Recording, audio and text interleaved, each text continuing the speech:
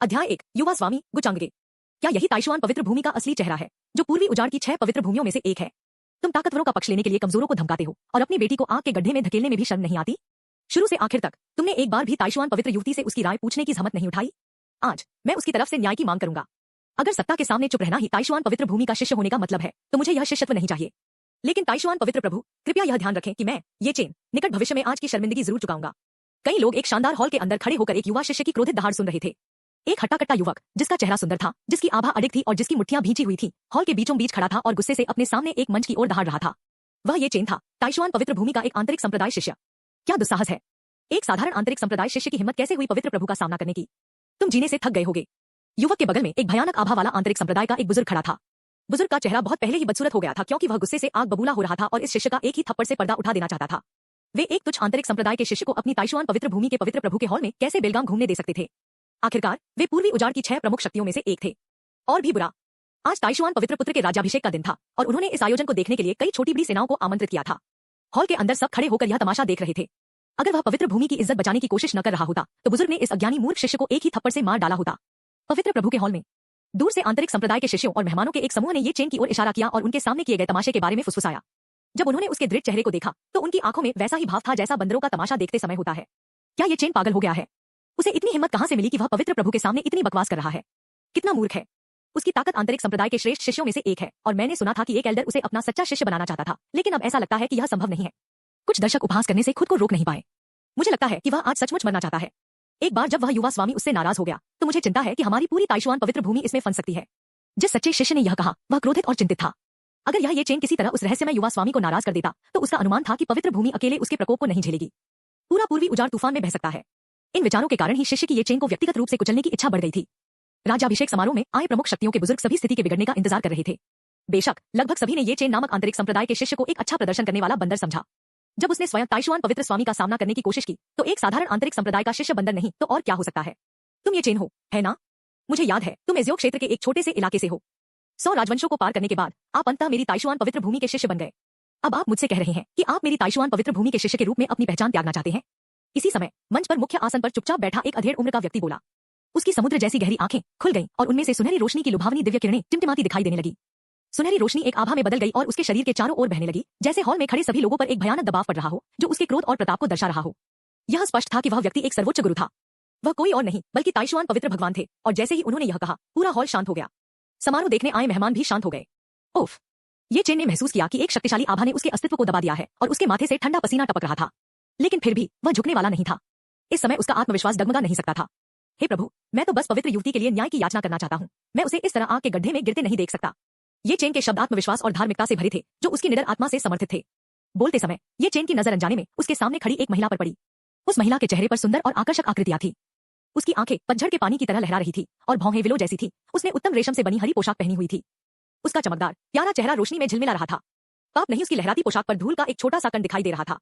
उसके अलौकिक और शांत स्वभाव को शब्दों में बयां करना मुश्किल था। वह मानो किसी परी की तरह थी जो संयोग से 9वें स्वर्ग से उतर आई हो। शुरू से आखिर तक हॉल में चाहे जो भी हुआ हो, उसके हाव भाव नहीं बदले। आग का गड्ढा, कितने साहसिक शब्द! उसके शब्द सुनकर ताइशुआन के पवित्र प्रभु के चेहरे पर उदासी छा गई। इसी समय बहुत से लोगों को एहसास हुआ और उनके हाव भाव भी अजीब हो गए। पता चला कि ये चेन ने जो भी बकवास की, वह उसके असंतोष और आक्रोश की भावना से उपजी थी, क्योंकि एक और आदमी उस खूबसूरत पवित्र युवती को चुरा ले गया था, जिसकी वह लंबे समय से पूजा करता आ रहा था। हालांकि कई अन्य शिष्य भी ईर्ष्यालु थे और अपनी पवित्र युवती को किसी बाहरी व्यक्ति के हाथों में पड़ते हुए देखना नहीं चाहते थे, लेकिन उनमें ये चेन की तरह सार्वजनिक रूप से चिल्लाने की हिम्मत नहीं थी। वे उसकी तरह मंदबुद्धि तो नहीं थे। आखिरकार उस युवा स्वामी की पहचान इतनी प्रतिष्ठित थी कि ताइशुआन के पवित्र स्वामी ने भी उसकी उपेक्षा करने या उसका अनादर करने की हिम्मत नहीं की। इस समय दर्शकों ने उस युवक की ओर देखा जो ताइशुआन के पवित्र स्वामी के बगल में चुपचाप बैठा था और अपने सामने हो रही किसी भी चीज की परवाह किए बिना चाय पी रहा था। वह था गुचांगगे। अध्याय 2 कल्पना की दुनिया में धकेला गया नियति का खलनायक। गुचांगगे की गहरी आंखें उसके हाथ में चाय के प्याले में घूर रही थी, जैसे वह उसके ऊपर उठ रही भाप को उड़ा रहा हो। उसके बर्फ जैसे सफेद कपड़ों पर धूल का एक कण भी नहीं दिख रहा था और उसके सुंदर और आकर्षक चेहरे पर धुंध की एक परत छाई हुई थी। लेकिन अगर कोई गौर से देखे तो उसे एक उदासीन भाव दिखाई दे सकता था, जो बिना किसी दिलचस्पी के सब कुछ अनदेखा कर रहा था। अस्पष्ट विचारों और उसकी उदासीन अभिव्यक्ति से साफ जाहिर था कि उसे हॉल में हो रहे तमाशे की कोई परवाह नहीं थी। वह एक मूक दर्शक की तरह ऊपर से दुनिया को देख रहा था। कम से कम हॉल में मौजूद सभी लोग उसे ऐसे ही देख रहे थे। चाहे वह कोई भी हो, सभी को यही लग रहा था कि उनके सामने खड़े व्यक्ति की पहचान साधारण नहीं है। चाहे उसका स्वभाव हो या उसका आचरण, कोई भी उसमें एक अलौकिक आभा महसूस कर सकता था। वह नश्वर नहीं था। जाहिर है किसी को यह नहीं पता था कि गुचांगगे की तथाकथित उदासीनता पूरी तरह से एक पूर्ण नुकसान की भावना से उपजी थी। ऐसा नहीं था कि उसे हॉल में हो रही घटनाओं की परवाह नहीं थी, बल्कि यह कि उसे परवाह नहीं थी। इस पल वह एक विस्मय में खोया हुआ था क्योंकि उसकी यादें किसी और की यादों में घुल-मिल गई थी। वह एक ट्रांसमिग्रेटर था। एक क्षण पहले वह अपने कमरे में सो रहा था और अगले ही क्षण आंखें खुलते ही उसने खुद को इस खतरनाक काल्पनिक दुनिया में पाया। यहाँ शक्तिशाली लोग तारों को चुन सकते हैं और चांद को थाम सकते हैं। वे पहाड़ों को हिला सकते हैं और समुद्रों को उलट सकते हैं। उड़ना आसान है और पृथ्वी से बच निकलना सामान्य बात है। लेकिन कमजोर लोग बलवानों के पैरों तले कुचले जाते हैं। उनके जीवन का मूल्य उनके पैरों तले घास और कीचड़ से ज्यादा कुछ नहीं है, जिसमें जरा भी सम्मान और गरिमा नहीं है। वह उच्च लोक से एक अमर भूमि का सच्चा शिष्य था जो खुद को प्रशिक्षित करने के लिए निम्न लोक में उतरा था। वह विलक्षण प्रतिभा और एक भयानक पृष्ठभूमि के साथ पैदा हुआ था। हालांकि यह सब सुनने में अच्छा लग रहा था, लेकिन गुचांगे के पिछले जन्म में अनगिनत ऑनलाइन उपन्यास पढ़ने के अनुभव ने उसकी वर्तमान स्थिति को उसके लिए बिल्कुल स्पष्ट कर दिया। वह एक गुंडा खलनायक से ज्यादा कुछ नहीं था, उन तोप के चारे में से एक जो कुछ ही अध्यायों में कुचल दिया जाएगा। इस एहसास से गुचांगे का दिल दुखा। अपने सामने के दृश्य को देखते हुए उसे एहसास हुआ कि जिस क्षण वह पुनर्जन्म लेगा, वह एक ऐसी स्थिति में पहुंच जाएगा जहां उसे स्वर्ग के एक कृपा पात्र द्वारा अपमानित होना पड़ेगा। ये चेन का नाम स्पष्ट रूप से नायकों के लिए प्रचलित नामों में से एक था। और उसके नाम के बारे में, यह गुचांगे था, एक ऐसा नाम जो लेखक ने नायक को अपने पैरों तले रौंदने के लिए एक तोप का चारा बनाने के लिए मौके पर ही सोच लिया था। उसे एक अद्भुत बड़ा आदमी दिखाया गया था, तो क्या नायक को उसके जैसे प्रतिष्ठित व्यक्ति को सफलतापूर्वक कुचलने पर ढेर सारी प्रतिष्ठा नहीं मिलेगी? गुचांगे, गुचांगे। अब तक ये चेन कई बार गुचांगे का नाम पुकार चुका था, लेकिन कोई प्रतिक्रिया नहीं मिली। गुचांगे ने उसकी तरफ देखने की भी जहमत नहीं उठाई। ये चेन की हड्डियां चरमरा उठीं और अपने प्रतिद्वंदी से जरा भी ध्यान न मिलने पर उसकी मुट्ठियां हताशा और क्रोध से कस गईं। उसकी नजर में गुचांगे उसे पूरी तरह से नीची नजरों से देख रहा था। यह कैसी धृष्टता है? युवा स्वामी का नाम इतने अनादर से पुकारने की तुम्हारी हिम्मत कैसे हुई? तभी गुचांगे की ओर से एक ठंडी घुरघुराहट और उसके बाद दमन की एक राजसी शक्ति फूट पड़ी। बोलने वाला चुजुआन था, जो ताइशुआन पवित्र भूमि का नवनियुक्त पवित्र पुत्र था। वह ठंडे भाव से आगे बढ़ा और उसकी हथेली के चारों ओर विभिन्न रून झिलमिला उठे। जैसे ही उसकी दिव्य आभा उमड़ी, यह दर्शाता था कि वह ये चेन को सबक सिखाने के लिए किसी भी क्षण हमला करने के लिए तैयार था। अभी उसके प्रदर्शन का समय था। अगर गुचांगे की अच्छी टिप्पणियां न होती तो, अगर वह ऐसा न करता तो वह अपने वर्तमान पद तक नहीं पहुंच पाता। अन्यथा वह ताइशुआन पवित्र भूमि के अन्य सच्चे शिष्यों को इतनी आसानी से पराजित न कर पाता। इसी कारण उसके मन में गुचांगे के प्रति अपार कृतज्ञता थी। आखिरकार वह सुकिंगे जैसा तो नहीं था, जो एक संत पिता की संतान थी और इस दुनिया में आते ही पवित्र युवती बनने के लिए नियत थी। ये चेन, तुम ढीठ बदमाश, तुमने हमारे सभी मेहमानों के सामने संप्रदाय के अधिकार को बार बार चुनौती दी है और इससे मुझे संप्रदाय के प्रति तुम्हारी निष्ठा पर सवाल उठता है। रक्षकों, आगे आओ और इस राक्षस को तुरंत काल कोठरी में डाल दो, उसे वहां न्याय का इंतजार करने दो। इसी समय एक बुजुर्ग भी खड़ा हुआ और गुचांगे से कुछ अनुग्रह अंक अर्जित करने के लिए ये चेन पर चिल्लाया। वह इतना अच्छा मौका किसी भी हाल में नहीं छोड़ सकता था। ठीक है, हे प्रभु, मेरा सुझाव है कि हम ये चेन के साधना आधार को समाप्त कर दें और उसे संप्रदाय से बाहर निकाल दें। ठीक है, हम इस तरह युवा स्वामी को उचित स्पष्टीकरण दे सकते हैं। अन्य बुजुर्गों ने भी प्रतिक्रिया व्यक्त की और एक के बाद एक खड़े होकर अपने लिए अंक अर्जित किए। ये चेन को उसकी धृष्टता और अनादर के लिए धार्मिकता के भावों से कोसा। इस शो ने दूर से आए सभी मेहमानों को चौंका दिया। आखिर उस सफेद कपड़े पहने रहस्यमय व्यक्ति की पहचान क्या थी? दूसरी ओर ये चेन का चेहरा पीला पड़ गया। वह समझ गया कि स्थिति उसके पक्ष में नहीं जा रही थी। हर कोई उस गुचांगे को खुश करने की पूरी कोशिश कर रहा था। सुकिंगे ने भी उसके पक्ष में कुछ नहीं कहा। ऐसा क्यों हो रहा था? सब कुछ उसकी उम्मीदों से बिल्कुल अलग था। तभी उसकी उंगली से एक ठंडक उसके हाथ तक पहुंची, जिसने ये चेन के चिड़चिड़े मन को शांत कर दिया। गुचांगे अभी भी अपनी सीट पर बैठा था, लेकिन चाय की चुस्की लेते हुए उसकी आंखों में दिलचस्पी की एक चमक दिखाई दे रही थी। कितना अजीब, उसने एक शब्द भी नहीं कहा था, फिर भी ये चेन नाम का यह स्वर्ग का कृपा पात्र पहले ही। क्या वह किसी प्रतिकूल परिस्थिति में फंस गया? स्वर्ग के वरदान पुत्र होने के नाते उसकी स्थिति को देखते हुए यह बिल्कुल असामान्य था। इसके बाद गुचांगे की नजर ये चेन की उंगली में सजी अंगूठी पर पड़ी। हो, लगता है यह वही मानक शक्तिशाली दादाजी वाला रूपक था जो कुछ साल पहले उसकी मूल दुनिया में प्रचलित था। स्वर्ग के एक वंदनीय पुत्र से जैसी अपेक्षा की जाती है, वे स्वर्णिम उंगली के बिना नहीं रह सकते थे। गुचांगे, क्या तुम सिर्फ अपनी हैसियत से दूसरों को धमकाना जानते हो? ये चेन एक बार फिर गरजा, गुचांगे के शरीर को घूरते हुए। उसे लगा कि यह पूरी स्थिति गुचांगे ने उससे निपटने के लिए रची थी। अगर वह न होता तो पवित्र प्रभु व्यक्तिगत रूप से सुकिंगे को कैसे उजागर कर सकते थे? कल रात बहुत कुछ हो सकता था। ये चेन ने इस तथ्य के बारे में सोचते ही अपने दिल में गुस्से का एक गुबार उमड़ता हुआ महसूस किया। वह गुचांगे को 10,000 वार करके मार डालना चाहता था, उसे वहीं लाखों टुकड़ों में फाड़ डाला। एक बार उसे सुकिंगे के साथ एक मुश्किल दौर से गुजरना पड़ा था, फिर भी वह उसे दूर से ही देख पाया। पास जाने का मौका नहीं मिला, इतना कि उसे उसकी पोशाक छूने का भी मौका नहीं मिला। फिर भी यह गुचांगे ने चाय पीते हुए नीचे देखते हुए अपना धैर्य बनाए रखा। उसके हाव भाव बिल्कुल नहीं बदले थे, न तो खुशी दिख रही थी और न ही गुस्सा। हालांकि उसके दिल में उसे यह पूरा तमाशा बहुत मजेदार लग रहा था। आखिरकार इस बकवास का उससे कोई लेना देना नहीं था। मूल की यादों के आधार पर मूल को इस ये चेन जैसे किसी भी नाम के अस्तित्व के बारे में तब तक पता भी नहीं था जब तक कि वह खुद को प्रकट नहीं कर लेता और आज उसके खिलाफ नहीं चला जाता। ताइशुआन पवित्र भूमि के पवित्र भगवान द्वारा अपनी बेटी उसे देने की बात, ऐसा इसलिए नहीं था क्योंकि गुचांगे उसे चाहता था, बल्कि इसलिए था क्योंकि पवित्र भगवान उसे जब तक हो सके अपने पक्ष में करने के लिए उसे अपने साथ जोड़ना चाहते थे। यह हर दुनिया में ऐसा होना आम बात है, इस जैसी कुत्ते बिल्ली की दुनिया में तो बिल्कुल नहीं, जहां ताकतवर कमजोरों पर हमला करते हैं। यहाँ कौन एक भयानक समर्थक नहीं चाहेगा? और इस ये चेन की बात करें तो वह जरूर एक पेशेवर कीचड़ उछालने वाला होगा, क्योंकि उसमें कोई खास हुनर नहीं था और वह बस बकवास ही करता था। अध्याय 3, दिखावा। मैं भी कर सकता हूँ। युवा स्वामी को, मुझे उम्मीद है कि आपको इस शिष्य की हरकतों से कोई आपत्ति नहीं होगी। ये चेन शिष्टाचार नहीं समझता। ताइशुआन पवित्र प्रभु के चेहरे पर उदासी छा गई जब वह बोल रहा था। वह गुचांगे से माफी मांगते हुए पलक झपकाकर अपने संप्रदाय के बुजुर्गों की ओर इशारा करने से खुद को रोक नहीं पाया। सभी मेहमान इस तमाशे को बड़े उत्साह से देख रहे थे। उसकी ताइशुआन पवित्र भूमि को पहले कभी इतनी बदनामी नहीं झेलनी पड़ी थी। पवित्र प्रभु, कृपया मुझे इस ये चेन से निपटने की अनुमति दे, ताकि मैं युवा प्रभु को हमारी माफी दे सकूं। ताइशुआन पवित्र भूमि के नए पवित्र पुत्र चुजुआन ने गुचांगे का पक्ष लेने में अगुवाई की। अपनी बात पूरी करने से पहले ही वह हिलने लगा था। जादुई रून उसकी हथेलियों में टिमटिमाते हुए प्रकट हुए और जैसे ही उसने ये चेन की ओर एक गहन आक्रमण शुरू किया, धमाका। हॉल में एक गहरा धमाका हुआ। चूजुआन के हाथों में रून एक साथ मिल गए और बिजली की एक भयानक चमक में बदल गए जो एक दहाड़ते हुए अजगर जैसी लग रही थी। जैसे ताइशुआन पवित्र भूमि के पवित्र पुत्र होने के नाते वह स्वाभाविक रूप से अपने साथियों की तुलना में बाकियों से बेहतर थे। दूसरी ओर ये चेन एक अनाम आंतरिक संप्रदाय के शिष्य के अलावा कुछ नहीं थे। दोनों के बीच का अंतर एक अथाह खाई जैसा था। तो ये चेन चूशुआन के प्रतिद्वंद्वी कैसे हो सकते थे? युद्ध देखते हुए चारों ओर रून चमक रहे थे और प्रकाश की वर्णक्रमीय किरणें दर्शकों को अंधा कर रही थी। हालांकि हॉल में मौजूद शक्तिशाली अस्तित्व, जिनमें ताइशुआन पवित्र भूमि भी शामिल थी, युद्ध के परिणाम की परवाह नहीं करते थे। उनकी राय में ये चेन की हार एक पूर्व निर्धारित निष्कर्ष थी। शुक्र है यह कोई ऐसा मामला नहीं था जहां उन्हें कार्रवाई करने की जरूरत पड़ती, वरना उनके पास अपना चेहरा छिपाने की जगह नहीं होती। आखिरकार राज्याभिषेक समारोह देखने आए मेहमानों में अन्य पवित्र भूमि और प्रमुख कुलों के भी कई लोग थे। ताइशुआन पवित्र स्वामी अपमान को और बढ़ाना नहीं चाहते थे। अच्छा तो फिर लड़ते हैं। दूसरी ओर ये चेन ने बड़े उत्साह से युद्ध का स्वागत किया। उसे जरा भी डर नहीं लगा। उसका आभामंडल उमड़ पड़ा और उसने अपने प्रतिद्वंदी की हथेली पर अपनी हथेली से वार किया। ये चेन सचमुच स्वर्ग की विशालता को नहीं समझता। क्या वह बस खुद को ज्यादा आंक रहा है और मौत की तलाश में है? श्रोताओं में मौजूद आंतरिक संप्रदाय के शिष्यों ने तिरस्कारपूर्वक उसका उपहास किया।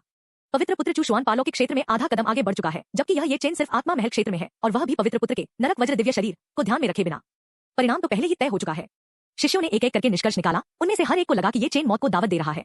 अगले ही पल आग की लपटें उठीं और गड़गड़ाहट हुई। प्रचंड गर्मी का एक तेज चमक के साथ मिलन हुआ और एक जोरदार धमाके की आवाज पैदा हुई। इसके बाद चूशुआन का शरीर कांप उठा और उसे पूरे शरीर में सुन्नपन महसूस हुआ। दूसरी ओर ये चेन एक युवा अग्नि देवता की तरह आत्मविश्वास से भरे भाव के साथ स्थिर खड़ा रहा। क्या वह इतना बलवान है? ये चेन के मनमोहक रूप को देखते हुए कई महिला शिष्यों की आंखों में चमक आ गई। उसकी शक्ति उनकी उम्मीदों से बढ़कर थी। इसने कई दर्शकों को चौंका दिया। उस हस्तमुद्रा विनिमय में यह देखा जा सकता था कि दोनों बिना किसी विशेष अंतर के एक दूसरे के प्रतिद्वंदी थे। ये चेन की साधना केवल आत्मा महल क्षेत्र में है, फिर भी वह पवित्र पुत्र के प्रहार को रोकने में सक्षम है, जो पालौकिक क्षेत्र में आधा कदम आगे है। सभी शिष्य और बुजुर्ग परिणाम देखकर दंग रह गए। इस परिणाम ने ताइशुआन पवित्र भगवान को भी हिलाकर रख दिया, जिन्होंने इस विनिमय को उदास भाव से देखा था। आखिरकार चूजुआन नरक वज्र दिव्य शरीर के साथ पैदा हुआ था और अपने लोक से ऊपर के साधकों से आसानी से मुकाबला कर सकता था। उसकी पीढ़ी में बहुत कम लोग उसका मुकाबला कर सकते थे। फिर भी वह ये चेन जैसे व्यक्ति को, जो उससे लगभग एक पूरा लोक नीचे था, एक ही वार में परास्त करने में असफल रहा। क्या इस ये चेन की क्षमता चूजुआन से भी ज्यादा मजबूत हो सकती है? आखिर उन्होंने अब तक उसकी प्रतिभा का पता कैसे नहीं लगाया? बेशक अगर कोई पूछे कि दर्शकों में से कौन इस घटनाक्रम से हैरान नहीं था, तो जवाब होगा गुचांगगे। आखिरकार ये चेन स्वर्ग का एक कृपा पात्र पुत्र था। आखिरकार दूसरों को गलत साबित करना और उनके मुंह पर थप्पड़ मारना उसके जैसे लोगों के लिए आम बात थी। गुचांगगे ने धीरे से अपनी चाय का एक और घूंट लिया। बिना किसी जल्दबाजी के वह बोला, लगता है तुम्हें इस ये चेन की क्षमता पर पूरा भरोसा है। सुकिंगे के कानों में ये शब्द पड़ते ही उसने अपना सिर घुमाया। उसका शांत शरीर कांप उठा, जिससे आसपास ऑर्किड की मनमोहक खुशबू फैल गई। उसने कुछ नहीं कहा, लेकिन उसकी सूक्ष्म हरकतों ने उसके मन में चल रही बातों को उजागर कर दिया। गुचांगगे ने गहरी निगाहों से उसे देखा और मुस्कुराया। जिस तरह से तुम शांत रहने की कोशिश कर रही हो, क्या यह मुझे यह सोचने के लिए नहीं है कि तुम्हारा इस ये चेन से कोई लेना देना नहीं है? क्या तुम्हें डर है कि मैं उससे निपट लूंगा? तुम कितनी चालाक हो औरत। कुछ ही शब्दों में उसने उसकी पार्लर वाली चाल का खुलासा कर दिया। सुकिंगे को लगा कि इस आदमी से निपटना अभी जितना उसने सोचा था उससे कहीं ज्यादा मुश्किल है, और इस बात ने उसे और भी बेचैन कर दिया जब वह उदासीन भाव से था। फिर भी उसने अपने होंठ भींच लिए और ध्यान रखा कि कोई शब्द न बोले। दूसरी ओर गुचांगगे ने अपने चाय के प्याले की ओर देखा और धीमे स्वर में कहा, यह खाली है। सुकिंगे ने मुड़कर उसकी ओर देखा और फिर चुपचाप अपना प्याला भरने के लिए चायदानी उठा ली। दिलचस्प, गुचांगगे एक रहस्यमयी मुस्कान के साथ बोला। ऐसा लग रहा था जैसे वह खुद से बात कर रहा हो, लेकिन ऐसा भी लग रहा था जैसे उसके शब्द सुकिंगे की ओर इशारा कर रहे हों। सुकिंगे का चाय का प्याला पकड़े हुए हाथ कांप रहा था। गुचांगगे के लिए ऐसे पुराने क्लिच और कथानक के सैकड़ों उदाहरण ढूंढना आसान था। आज ये चेन की अचानक चिंता का कारण पूरी तरह से यह था कि उसने सुना था कि ताइशुआन के पवित्र भगवान ने कल रात अपनी बेटी को गुचांगगे के कमरे में भेजा था। उसे यह नहीं पता था कि गुचांगगे के मूल का स्वभाव उदासीन था। आयन केवल अपनी साधना पर केंद्रित था, इसलिए उसने सुकिंगे को छूने की भी जहमत नहीं उठाई। अब तक की घटनाओं से गुचांगगे आसानी से समझ सकता था कि यह सुकिंगे उन तथाकथित नायिकाओं में से एक थी। और कथानक के दृष्टिकोण से ये चेन, जो एक पिछड़े इलाके से उठी थी, सैकड़ों राजवंशों को पार कर और अंततः एक शिष्य के रूप में ताइशुआन पवित्र भूमि में पूजा की नायक थी। वास्तव में कथानक को उसकी कहानी के मध्य बिंदु तक आगे बढ़ना चाहिए था। आखिरकार सुकिंगे में अद्भुत प्रतिभा, एक खूबसूरत चेहरा और आकृति थी, और ताइशुआन पवित्र भूमि की पवित्र युवती होने की पहचान थी। इससे भी बढ़कर वह चतुर थी। वह जानती थी कि अगर ये चेन का सामना गुचांगगे से होता तो वह चट्टान में टूटे अंडे जैसा होता। इसी वजह से उसने ये चेन के प्रति उससे नरमी बरतने की कोशिश नहीं की। इससे वह गुचांगगे ये चेन से और भी ज्यादा नफरत करने लगेगा। तो उसके लिए सबसे अच्छा यही होगा कि वह उन सभी बातों के प्रति उदासीनता बरते जो गुचांगगे को यह दिखाने के लिए हो रही थी कि उसका ये चेन से कोई लेना देना नहीं है। अगर ऐसी औरत नायिका नहीं थी तो फिर कौन थी? उसके लिए यह कितनी अफसोस की बात थी कि गुचांगगे ने पहले ही सब कुछ समझ लिया था। मानो उसके पास एक सर्वशक्तिमान नजरिया था जिससे वह दुनिया को देखता था। और तो और अब जब गुचांगगे को पता चल गया था कि वह खलनायक है, तो उसका सुकिंगे को अपनी गिरफ्त से छूटने देने का कोई इरादा नहीं था। जबरदस्ती तोड़ा गया खरबूजा भले ही मीठा न हो, लेकिन फिर भी प्यास बुझा सकता है। मैंने तुम्हें कम आका था, ताइशुआन के पवित्र पुत्र चूजुआन ने ठंडे स्वर में कहा। उसके हावभाव से पता चल रहा था कि वह अभी भी लड़ाई जारी रखना चाहता था। आखिरकार अगर वह इस ये चेन को खासकर गुचांगगे की नजरों के सामने न हरा पाए तो यह उसके लिए शर्म की बात होगी। लेकिन अब तक गुचांगगे उनके पास आ चुके थे और उन्होंने हाथ हिलाकर उसकी हरकतें रोक दी। कितना नीरस। जैसे ही ये शब्द उसके मुंह से निकले, ये चेन स्तब्ध होकर जम गया। चूंकि यह मामला मुझसे जुड़ा है, इसलिए मैं अब पवित्र पुत्र चूशुआन को परेशान नहीं करूंगा। गुचांगगे ने ये चेन के चेहरे पर नजर पड़ते ही कहा, तुम्हारी निडरता क्या यह अज्ञानता की वजह से है? गुचांगगे बुदबुदाया और फिर उसकी नजरें झुक गईं। अगले ही पल एक राजसी शक्ति हॉल पर उतरी मानो आकाश फट गया हो। एक भयानक तूफान ने सब कुछ तहस-नहस कर दिया। रून चमक उठे और आत्मिक ऊर्जा कांप उठी। सभी को अपनी आत्मा की गहराइयों से गहरा भय उठता हुआ महसूस हुआ, यहाँ तक कि कुछ बुजुर्ग भी स्तब्ध हुए बिना नहीं रह सके। क्या यही युवा स्वामी गु की असली शक्ति है? ताइशुआन के पवित्र स्वामी भी गंभीर हो गए। धमाका! बल का मुख्य निशाना बनते ही ये चेन का रंगरूप पूरी तरह बदल गया और उसका चेहरा पीला पड़ गया। उसके पैर नरम पड़ गए और अगले ही पल वह जमीन पर घुटनों के बल बैठ गया। अपने हाथों से जमीन पर जोर लगाने के बावजूद वह मुश्किल से अपना सिर जमीन से छू पा रहा था। वह कुचला हुआ था। चाहे वह अपनी अंगूठी में गुरु से कैसे भी संपर्क करे, कोई फर्क नहीं पड़ा। वह इतना शक्तिशाली कैसे है? ये चेन ने पूरी ताकत लगाकर अपना सिर उठाया और सफेद कपड़े पहने उस आदमी को घूरा जो उसे ऐसे देख रहा था जैसे वह किसी चींटी को देख रहा हो। ये चेन को विश्वास नहीं हो रहा था कि क्या हुआ। वह ऐसा परिणाम स्वीकार करने को तैयार नहीं था। दिखावा? मैं भी ऐसा कर सकता हूँ। गुचांगगे के चेहरे पर एक उदासीन, घमंडी भाव था, लेकिन वह मन ही मन उपहास कर रहा था। पिछली लड़ाई के नतीजे के बारे में सोचने की कोई खास वजह नहीं थी। अगर वह ऐसा ही करता रहा तो ये चेन आसानी से चूशुआन को हरा देगा और सबके मुंह पर जोरदार तमाचा मार देगा। इसके बाद ये चेन उसे चुनौती देने का मौका लेगा और भविष्य में होने वाली किसी लड़ाई पर किसी तरह की शर्त लगाएगा। क्या उस शक्तिशाली दादाजी के साथ उसकी रिंग में जीत आसान नहीं होगी? यह काफी अच्छी सेटिंग थी। हाय, वह एक ट्रांसमिग्रेटर था और वह भी अपने ही एक धोखेबाज के साथ। अध्याय 4, अंधकार में भाग्य। धीरे धीरे उसे कुचलकर मार डालो। पूरा हॉल सन्नाटे में डूब गया। मेरे साथ खेलना है? तुम अभी भी बहुत गीले हो। गुचांगगे ने चुपचाप अपना सिर हिलाया। बर्फ से भी सफेद कपड़े पहने वह अपने हाथ पीठ के पीछे करके खड़ा था और उदासीनता से नीचे देख रहा था। उसकी निगाहें किसी ऐसे आदमी की नजर जैसी थी जो इधर उधर उछलती चींटी को घूर रहा हो। दूसरी ओर ये चेन शर्मिंदगी से घुटनों के बल बैठ गया। उसके पीले चेहरे पर उसका आक्रोश साफ दिखाई दे रहा था। उसकी पीठ और अंगों से ठंडा पसीना टपक रहा था और चाहे उसने कितनी भी कोशिश की वह अपना सिर ऊपर नहीं उठा पा रहा था। सभी दर्शक यह सब देखकर स्तब्ध रह गए। जिन्हें सबसे ज्यादा झटका लगा वे कोई और नहीं बल्कि ताइशुआन पवित्र भूमि के सदस्य थे जो गुचांगगे के बारे में कुछ जानते थे। उनकी उम्र को देखते हुए उन्हें उम्मीद थी कि गुचांगगे की ताकत उनके ताइशुआन पवित्र भूमि की युवा पीढ़ी से ज्यादा बेहतर नहीं होगी। लेकिन हकीकत ने उनके विचारों को गलत साबित कर दिया और उनकी ताकत ताइशुआन पवित्र भगवान की ताकत के बराबर लग रही थी। युवा भगवान गु इतने युवा हैं, फिर भी उनकी साधना अथाह है। ताइशुआन पवित्र भगवान ने पहली बार गुचांगगे की ताकत का असली रूप देखकर प्रशंसा से मुंह बनाया। उसी समय उन्होंने अपनी बेटी के पीले चेहरे पर एक रहस्यमयी नजर डाली। वह आंख भरने से खुद को रोक नहीं पाए। अगर उन्हें पता होता कि ऐसा होगा तो वह उस उपद्रवी ये चेन की साधना को कब का अपंग बना चुके होते और उसे अपने संप्रदाय से निकाल देते। फिर उन्हें इस युवा भगवान को नाराज करने का मौका कहाँ मिलता। उसी समय उन्होंने अपने मन में ये चेन के भाग्य का फैसला कर लिया। ताइशुआन के पवित्र स्वामी बहुत उदार हैं, इसकी शक्ति का तो जिक्र भी नहीं किया जा सकता। स्तुति सुनकर गुचांगगे मुस्कुराए और बसंत की हवा जैसे शांत स्वर में बोले। लेकिन उनकी निरंतर उदासीनता उनके अहंकार और एकाकीपन को छिपा नहीं पाई। उन्हें इन बातों की जरा भी परवाह नहीं थी। वह ऐसे व्यक्ति थे जो उच्च लोक से निम्न लोक में अवतरित हुए थे, जहां वह पहले से ही एक युवा सम्राट थे और जिनका नाम पूर्व से पश्चिम तक गूंजता था। वह इतने शक्तिशाली थे तो उनकी तुलना किसी भटके हुए व्यक्ति से कैसे की जा सकती थी। अगर वह ये चेन को कुचलना चाहते थे जो सबके चेहरे पर थप्पड़ मारने की कोशिश कर रहा था, तो उन्हें बस अपनी अंगूठी में छिपे दादाजी को डराकर अपना चेहरा दिखाने से रोकना था। एक बार ऐसा हो जाने के बाद क्या उनमें अब भी इस ये चेन की रक्षा करने की हिम्मत होगी? आखिरकार बिना किसी रक्षक के गुचांगगे निम्न लोक में अवतरित नहीं हो सकते थे। और क्या उसने अपने रक्षक को एक ध्वनि संदेश भेजा था ताकि ये चेन की अंगूठी के अंदर बची हुई आत्मा को धीरे से डरा सके। और ऐसा लग रहा था कि सब कुछ उसकी उम्मीद के मुताबिक ही हो रहा है। स्वर्ग के कृपा पात्र पुत्र को कुचलना अब उतना मुश्किल नहीं लग रहा था। दूसरी ओर ये चेन अभी भी सदमे और घबराहट में था। वह समझ नहीं पा रहा था कि उसके हमेशा भरोसेमंद गुरु, चाहे वह उनसे कितनी भी कोशिश करे, जवाब क्यों नहीं दे रहे थे। गुचांगगे के चेहरे पर कोई बदलाव नहीं आया, लेकिन उसका दिल हंसी से भर गया। मुझे युवा स्वामी गु को इस मामले से खुद निपटने के लिए मजबूर करने में शर्म आ रही है। इस समय ताइशुआन के पवित्र पुत्र चुजुआन ने अपराधबोध के भाव से कहा। एक नजर में गुचांगगे समझ गया कि चुजुआन का भाग्य उसका सेवक बनना था, तो वह उसे कैसे दोष दे सकता था। इसलिए उसने उसे एक सांत्वना भरी मुस्कान दी और कहा, पवित्र पुत्र चुजुआन को इस मामले को ज्यादा गंभीरता से लेने की जरूरत नहीं है। चूंकि सब कुछ इसी गु की वजह से शुरू हुआ है, इसलिए स्वाभाविक है कि यही गु इसका ध्यान रखे। युवा स्वामी उदार है, यह चुजुआन शर्मिंदा है। जैसा कि गुचांगगे ने उम्मीद की थी, उसके शब्दों ने चुजुआन के दिल में उसकी हैसियत और सम्मान को और बढ़ा दिया। यहाँ तक कि चुजुआन ने ठान लिया कि चाहे कुछ भी हो जाए वह गुचांगगे की जांग को गले लगाएगा। दूसरी ओर इस अलंकृत भाषण ने गुचांगगे के लिए प्रशंसा की एक और लहर ला दी और दर्शकों में आहें भरने लगी। यह युवा स्वामी सहनशील और प्रतिभाशाली दोनों थे। वे सचमुच कोई साधारण व्यक्ति नहीं थे। नहीं, उन्हें साधारण व्यक्ति नहीं कैसे कहा जा सकता है। वे अप्रत्याशित और मायावी दोनों थे। युवा स्वामी गु शक्तिशाली हैं। वे सचमुच एक ऐसे देवता हैं जो हमारी नश्वर दुनिया में अवतरित हुए हैं। उनकी एक सांस भी मेरे दिल को दहला देती है। मैंने सोचा था कि हमारी ताइशुआन पवित्र भूमि अपनी सहस्राब्दियों की विरासत और लाखों मील के भूभाग के साथ सबसे ऊपर खड़ी एक शक्तिशाली शक्ति है, लेकिन अब जब मैंने युवा स्वामी को देखा है तो मुझे आखिरकार समझ आ गया है कि स्वर्ग से भी परे स्वर्ग, पर्वत से भी परे पर्वत शब्दों का क्या अर्थ है। सभी बुजुर्ग सहमत हो गए और गुचांगगे की चापलूसी करने लगे। उनका रूप, जो अपने स्वामी की जांग चाटते हुए आज्ञाकारी कुत्तों जैसा था, उन बुजुर्गों और शिष्यों को आश्चर्यचकित कर गया जो राज्याभिषेक समारोह देखने के लिए अन्य सेनाओं से आए थे, क्योंकि उन्हें अंदरूनी जानकारी नहीं थी। वे इस रहस्यमय युवा स्वामी की पहचान जानने के लिए और भी उत्सुक थे। उन्हें यह स्पष्ट था कि पूर्वी उजाड़ की 6 पवित्र भूमियों में से एक ताइशुआन पवित्र भूमि ने किसी समय बिना कोई चीख पुकार किए इस युवा स्वामी की जांग को गले लगा लिया था। ऐसी स्थिति कोई मायने नहीं रखती थी। आखिरकार उनके पीछे की ताकतों के लिए भाग्य का वादा तो करना ही है। खलनायक होना अच्छा है। लोग आज्ञाकारी पिल्लों की तरह आपकी चापलूसी करते हैं और नायकों के उलट आपको दुनिया का मजाक भी नहीं सहना पड़ता। गुचांगगे ने मन ही मन सोचा। साथ ही उसने अपना सिस्टम भी खोला। आखिर एक ट्रांसमिग्रेटर के पास अपनी गोल्डन फिंगर कैसे नहीं हो सकती। उसकी गोल्डन फिंगर एक स्टेटस स्क्रीन थी जो वीडियो गेम्स में दिखाई देने वाली स्क्रीन जैसी थी। इस पर उसके विभिन्न गुण और अन्य जानकारी प्रदर्शित होती थी। वह स्वर्ग के विभिन्न इष्ट संतानों के भाग्य को उलटकर भाग्य अंक अर्जित कर सकता था और ये अंक ही सिस्टम में सभी प्रकार की चीजों के लिए इस्तेमाल की जाने वाली मुद्रा थे।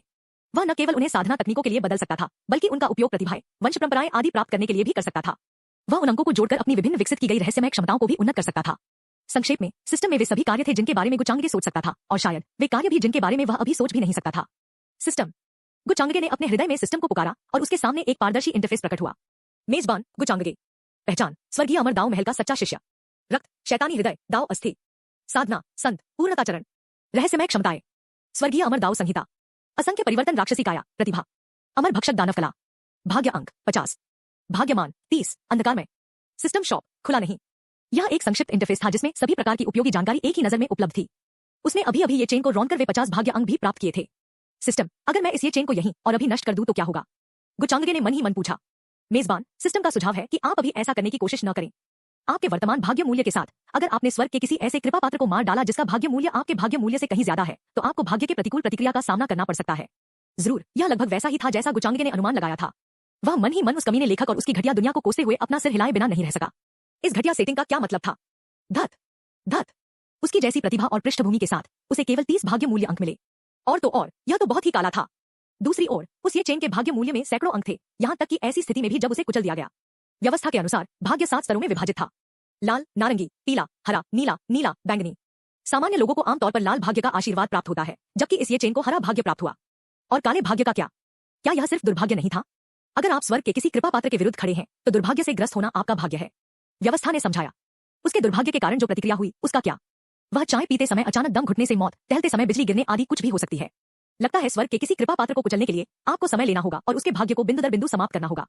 और यह प्रक्रिया मुझे पसंद है। चींटियों पर पैर रखना और उन्हें धीरे धीरे कुचलकर मार डालना।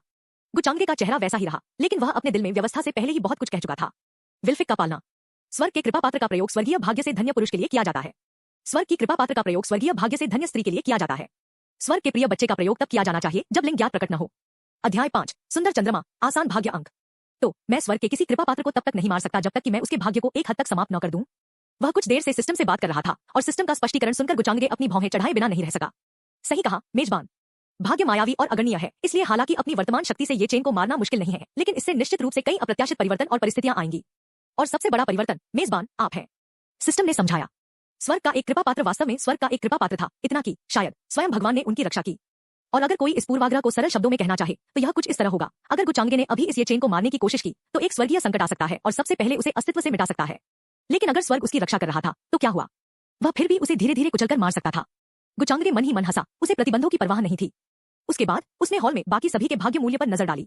ये चेन के 500 भाग्य मूल्य अंकों के बाद दूसरे स्थान पर सुकिंगगे थी, जिसके 350 अंक थे। उसके नाम पर भाग्य मूल्य के कई निशान थे और इस तथ्य ने गुचांगगे के पिछले अनुमान को और पुख्ता कर दिया। सुकिंगगे ही नायिका थी और इसमें कोई संदेह नहीं था। बस वह सोच रहा था कि अगर वह अभी इस सुकिंगगे को निगल जाए तो क्या होगा? क्या उसे भी उससे भाग्य प्रतिघात सहना पड़ेगा? अगर ऐसा है तो नुकसान लाभ से ज्यादा होगा। चाहे वर्तमान हो या अतीत, वह कोई लालची आदमी नहीं था जो सिर्फ अपने निचले हिस्से के बारे में सोचता हो। भाग्य मूल्य की अवधारणा शायद अगोचर हो, लेकिन यह एक सच्चाई थी कि यह अस्तित्व में थी और वास्तविकता को प्रभावित कर सकती थी। अगर वह खुद को मौत के घाट उतार दे तो क्या वह सबसे बड़ा नुकसान नहीं होगा? बेशक उसके पास कोई विकल्प नहीं बचा था। जब तक वह उनके सारे भाग्य मूल्य खत्म नहीं कर देता, क्या वे शक्तिहीन मछली बनकर कत्ल के कगार पर नहीं रहेंगे? ठीक वैसे ही जैसे सिस्टम ने पहले उसे एक संकेत दिया था, डिंग, ये चेन को सबके सामने अपमानित करो। ये चेन अपने भाग्य मूल्य के 10 अंक गवा देगा, जबकि मेजबान को 50 भाग्य अंक मिलेंगे। 50 भाग्य अंक न तो बहुत ज्यादा थे, न ही बहुत कम। गुचांगगे इन भाग्य अंकों से बहुत कुछ कर सकता था। वह अपनी साधना में सुधार कर सकता था या अपनी प्रतिभा को उन्नत कर सकता था। उन लोगों की तुलना में जो धैर्यपूर्वक लंबे समय तक चरणबद्ध साधना करते हैं, क्या इस धोखे का उपयोग करके हर चीज में अंक जोड़ना और स्तर बढ़ाना अद्भुत नहीं था?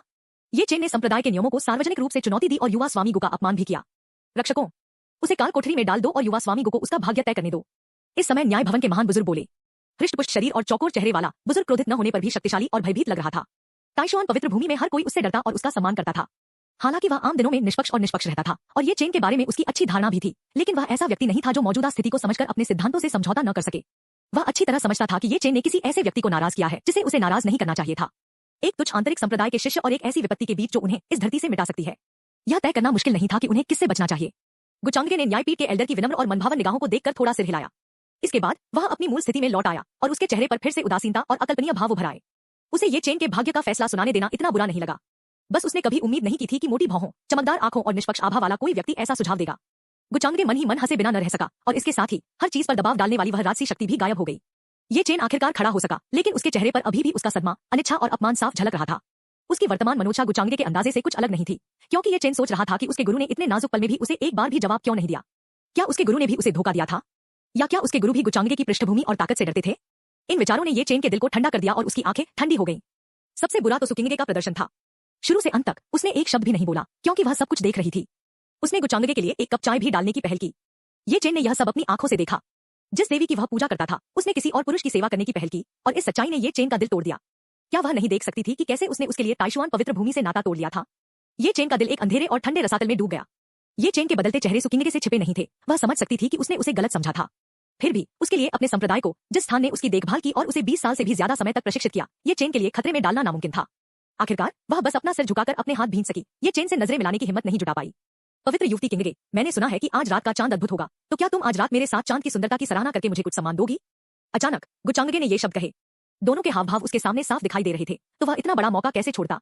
बोलते हुए उसने तुरंत अपने सुंदर और बेदाग चेहरे पर एक हल्की सी मुस्कान बिखेर दी। हालांकि उसके शब्दों ने कुछ पल के लिए सुकिंगे को स्तब्ध कर दिया। उसका चेहरा लाल हो गया और वह उसकी अचानक आई सौम्यता से अभिभूत हो गई। लेकिन जल्द ही उसे गुचांगे के असली इरादे समझ आ गए और वह कांप उठी। उसका रंग पीला पड़ गया। वह गुचांगे की आंखों में एक चालाक शरारत की झलक देख सकती थी। उसने जानबूझकर ये शब्द इतनी ऊंची आवाज में कहे थे कि दूसरे सुन सकें।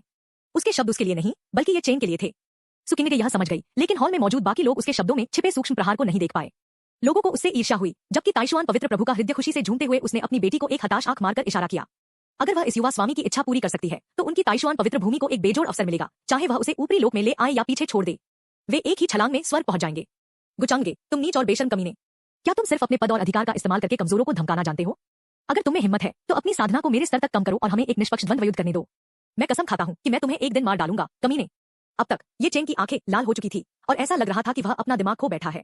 यद्यपि ये चेन ने इतने कठोर शब्द कहे, गुचांगे ने उसका कोई जवाब नहीं दिया। उसने बस अपनी नजरें नीची कर ली और अपनी चाय के ऊपर जमा हो रहे धुएं को उड़ा दिया। अपने शिकार के लिए एक पलक भी उठाने की जहमत नहीं उठाई। पफ! आखिरकार ये चेन इस अपमान को और बर्दाश्त नहीं कर सका और उसके मुंह से खून निकलने के बाद वह बेहोश हो गया। अगले ही पल एक सिस्टम प्रॉम्प्ट प्रकट हुआ। डिंग! तुमने ये चेन की मानसिक स्थिति बिगाड़ दी। ये चेन ने 100 फॉर्च्यून वैल्यू गवा दी। मेजबान को 500 डेस्टिनी पॉइंट मिले। हो! डेस्टिनी पॉइंट्स कमाना इतना मुश्किल नहीं है। गुचांगे ने धीरे से अपनी चाय का एक और घूंट लिया।